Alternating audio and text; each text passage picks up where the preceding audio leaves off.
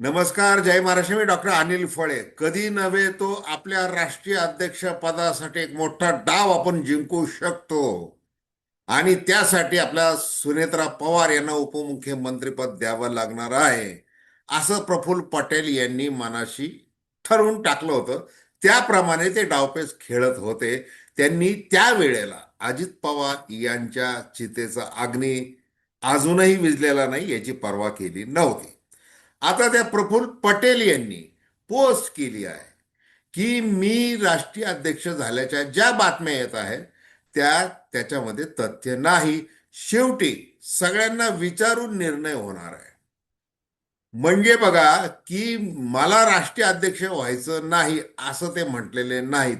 त्यांनी फक्त केंद्रीय मंत्री पियुष गोयल यांनी जे पीटीआयला दिलेल्या मुलाखतीमध्ये जे स्पष्टपणे सांगून टाकलं की प्रफुल्ल पटेल हे राष्ट्रीय अध्यक्ष झालेले आहेत, ते प्रसारित झाल्यानंतर जी टीका सुरू झाली आणि मग हे कशासाठी डाव मांडला गेला हे सिद्ध झाल्यानंतर प्रफुल्ल पटेल हे भानावर आले आणि त्यांनी जरा एक सबुरीने असं एक पोस्ट केलेली आहे. आता राज ठाकरे यांनी ज्या शब्दामध्ये टोलवलं, जो रांगडा पक्ष आहे त्या पक्षाचा अध्यक्ष पटेल काही शोभत नाही तर तो पाटील पाहिजे असं त्यांनी म्हटलं. दुसरीकडे दोन्ही राष्ट्रवादीच्या गटांमध्ये की या प्रफुल्ल पटेल यांनी म्हणजे ज्यांचं बोट धरून शरद पवारांचं बोट धरून ते दिल्लीमध्ये पोहोचले, खासदार होतेच ते आधी, त्याच्यानंतर 1999 मध्ये ते शरद पवारांबरोबर आले, राहिले, केंद्रामध्ये विमान उड्डयन मंत्री झाले आणि ज्या वेळेला त्यांना असं कळालं की आपलं राष्ट्रीय प्रवक्ते पद आणि दिल्लीतलं आपलं राष्ट्रीय स्तरावरचं स्थान आता धोक्यात येणार आहे, कारण की शरद पवारांनी सुप्रिया सुळे यांना कार्यकारी अध्यक्ष नेमलेलं आहे. मग आता काय केलं पाहिजे तर अजित पवार यांच्यासोबत गेलं पाहिजे असं त्यावेळेला ठरवलं आणि जुलै 2023 मध्ये त्यांनी ते केलं. ते आता ज्या वेळेला संधी आली म्हणजे accidental deputy chief minister Sunetra Pawar यांना केल्यानंतर आता आपल्याला राष्ट्रीय अध्यक्ष पद हे मिळणार आणि त्याचे पद मिळणार त्यापाठोपाठ सगळे अधिकार मिळणार. हे गृहीत धरून टाकलेला डाव हा पियुष गोयल यांनी उधळून लावलेला एक प्रकार आहे.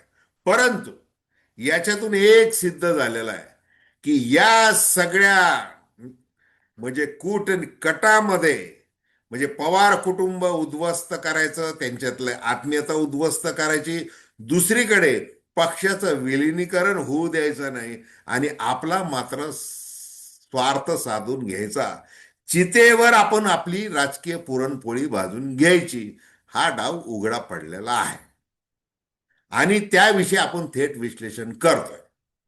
आता ही जी चौकडी आहे, पटेल, तटकरे, भुजबळ, मुंडे यांच्याबद्दल जे काही बोललं जात आहे आता ते त्यांच्या सहन होण्यापलीकडचं आहे, कारण की ते सत्य माणसाला ऐकणं थोडंसं जड जातं आणि राजकीय कड ज्या वेळेला उघड केला पडतो त्यावेळेला 32च्या 32 दात तुटून पडलेले असतात. त्याविषयी आपण बोलतोय, थेट विश्लेषण करतोय. त्यामुळे दर्शकांना विनंती की चॅनल सबस्क्राईब करावं, सबस्क्राईबचं बटन दाबावं आणि आपली प्रतिक्रिया बिनधास्तपणे नोंदवावी. सर्वसामान्यांच्या दृष्टिकोनातून आपण राजकारण डिकोड करण्याचा प्रयत्न करत असतो, हे लक्षात घ्या. आता आपण शरद पवार जसे मुंबईला पोहोचले त्याच्यानंतर सुनेत्रा पवार त्यांना भेटू शकतात याविषयीचा अलीकडचाच एक व्हिडिओ केलेला आहे, तो देखील अवश्य ऐकावा. आता प्रफुल्ल पटेल हे ज्या वेळेला विमान उड्डयन मंत्री होते त्यावेळेला त्यांनी 30,000 कोटी रुपयांचा घोटाळा केला, असा आरोप कुणी केला? अर्थातच भारतीय जनता पार्टीने आरोप केला. आता ती भारतीय जनता पार्टी काय करते? याच पटेलांच्या खांद्यावर बंदूक ठेवून शरद पवार यांचा गेम कसा करता येईल आणि कसंही करून त्यांचे 8 खासदार आपल्याला पाठिंबा द्यायला कसे म्हणजे भाग पाडायचं त्यांना, त्या दृष्टीने काय करता येईल या सगळं रचलं जात आहे. दुसरीकडे हे पियुष गोयल यांची मुलाखत ऐका. त्यांनी असं म्हणलेलं की शरद पवार यांचं आता काही स्थान राहिलेलं नाहीये. पिंपरी चिंचवड महानगरपालिकेत ते एकत्र आले तरी वगैरे काही ते झालेलं नाहीये. त्याच्यामुळे तुम्ही काय ओळखायचं ते ओळखून घ्या, अशा शब्दामध्ये हिनवलेलं आहे. आता वेळ कोणती आहे? आणि शरद पवारांनी मुळातच बघा, ज्या अर्थी अजित पवार यांना विलिनीकरणाच्या संदर्भात ग्रीन सिग्नल दिला, सुप्रिया सुळे, शशिकांत शिंदे, जयंत पाटील, अमोल कोले या सगळ्यांना सांगितलं की तुम्ही ठरवा, तुम्ही तुमच्या बैठका होऊ द्या.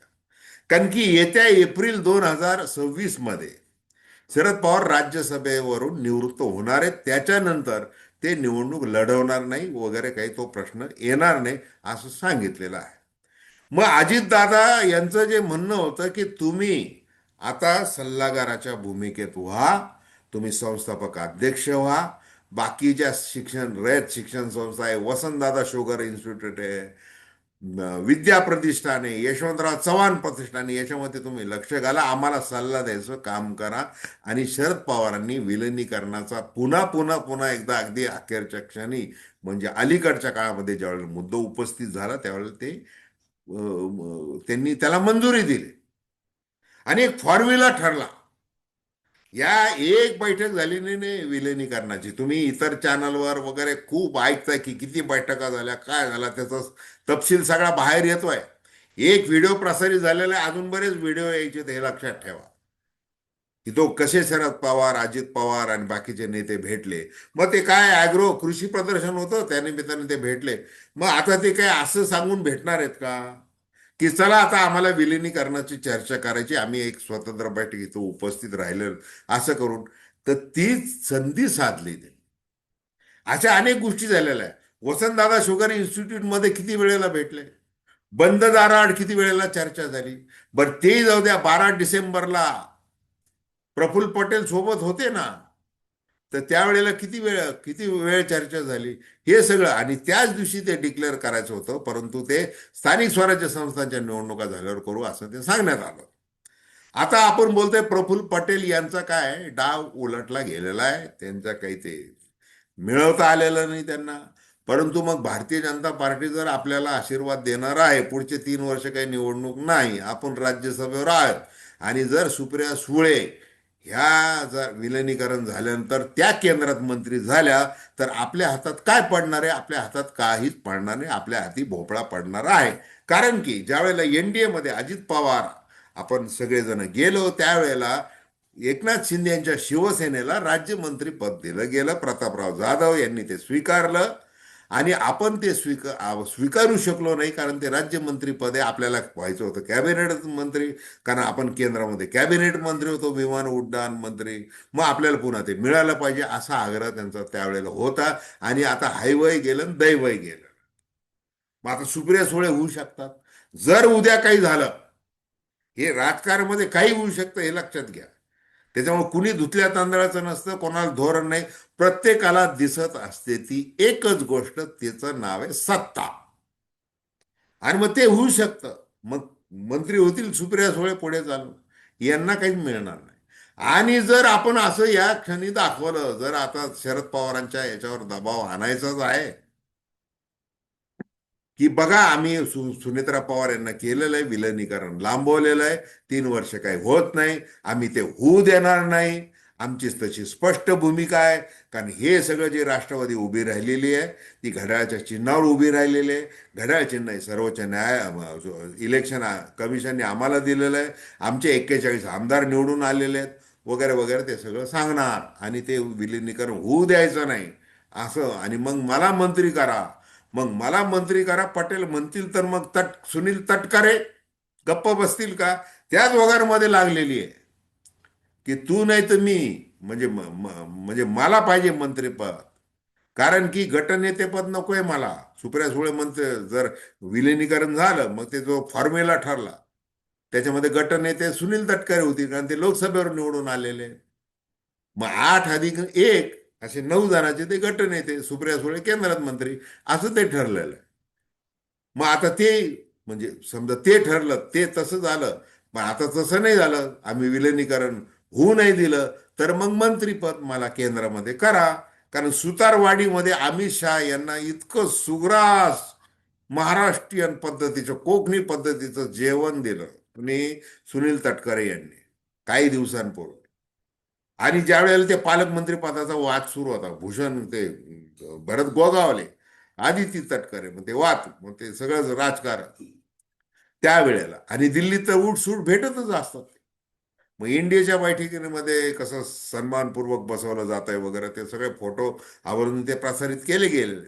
आता या सुनील तटकरेंवर कोंडाणे धरणाचा फाईल अजून आहे. जसं ते चंद्रशेखर बावनकुळे बोलून गेले मध्ये, की 70,000 कोटी रुपयाचं सिंचन घोटाळे, ती फाईल अजून ओपर आहे. अमुक आहे तमुक आहे, कोर्टाच्या याच्यावर आहेत हे.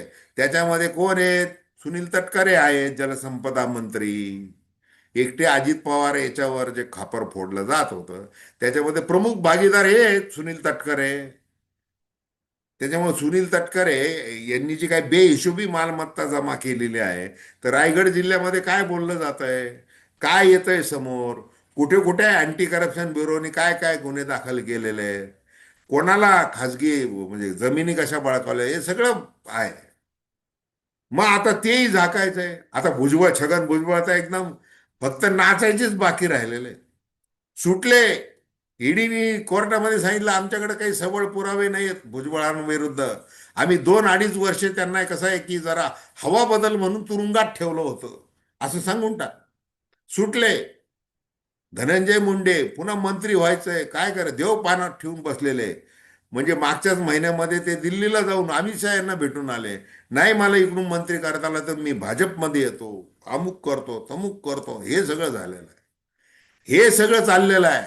आणि मग ही जी चौकडी आहे, पटेल तटकरे, तुमचे मुंडे भुजबळ, यांना काय वाटलं की चला आता काय 3 वर्ष आपल्याला शरद पवार काय आश्रय देऊ शकणार नाही, आणि निवडणुकीमध्ये ते काही विजयी होत नाही आता.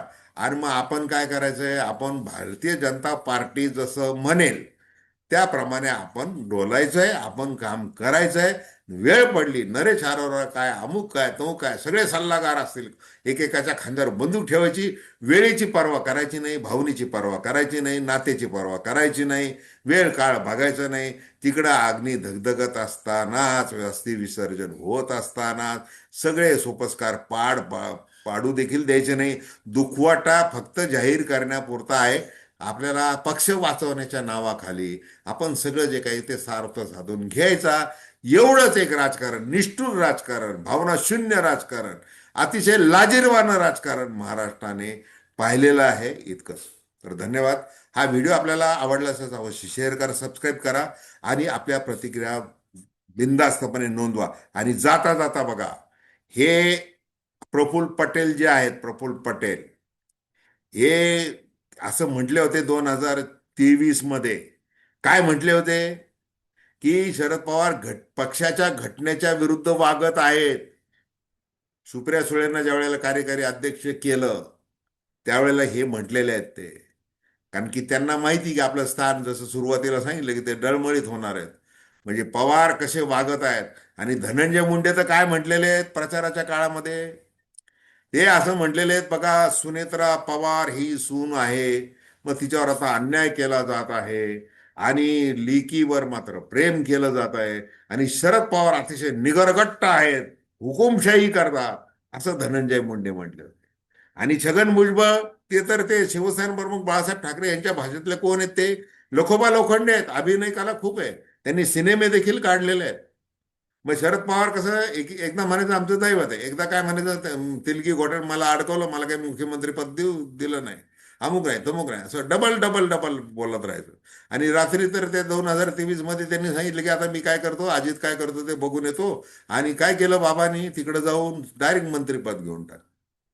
हे असं सगळं जे आहे, मग ते ते सगळे जे नाटकं आहेत, हे सगळे नाटकं. आणि हे नाटक मात्र त्यांची वेळ चुकलेली आहे, ते फसलेलं आहे, एवढंच.